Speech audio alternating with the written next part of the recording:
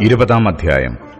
പിന്നെ യഹോവ യോശുവയോട് അരുളി ചെയ്തത്, നീ യിസ്രായേൽ മക്കളോട് പറയേണ്ടതെന്തെന്നാൽ, അറിയാതെ അബദ്ധവശാൽ ഒരാളെ കൊന്നുപോയവൻ ഓടിപ്പോയി ഇരിക്കേണ്ടതിന് ഞാൻ മോശെ മുഖാന്തരം നിങ്ങളോട് കൽപ്പിച്ച സങ്കേത നഗരങ്ങൾ നിശ്ചയിപ്പിൻ. രക്തപ്രതികാരകൻ കൊല്ലാതിരിപ്പാൻ അവ നിങ്ങൾക്ക് സങ്കേതമായിരിക്കണം. ആ പട്ടണങ്ങളിലൊന്നിലേക്ക് ഓടിച്ചെല്ലുന്നവൻ പട്ടണത്തിന്റെ പടിവാതിൽക്കൽ നിന്നുകൊണ്ട് തന്റെ കാര്യം പട്ടണത്തിലെ മൂപ്പന്മാരെ അറിയിക്കുകയും അവർ അവനെ പട്ടണത്തിൽ കൈക്കൊണ്ട് തങ്ങളുടെ ഇടയിൽ പാർക്കേണ്ടതിന് അവന് ഒരു സ്ഥലം കൊടുക്കുകയും വേണം. രക്തപ്രതികാരകൻ അവനെ പിന്തുടർന്നു ചെന്നാൽ കൊല ചെയ്തവൻ മനസ്സറിയാതെയും പൂർവദ്വേഷം കൂടാതെയും തന്റെ കൂട്ടുകാരനെ കൊന്നുപോയതാകയാൽ അവർ അവനെ അവന്റെ കൈയിലേൽപ്പിക്കരുത്.